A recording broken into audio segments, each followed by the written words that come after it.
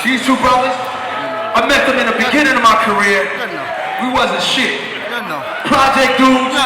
I go around this man's hood, see some wild shit. He come around my hood, see some wild shit with no Hollywood, no cameras, none of that. I go around this man's hood, and I see the truth. I see the real from the beginning. I knew coming into the rap game is gonna be nothing but real ones.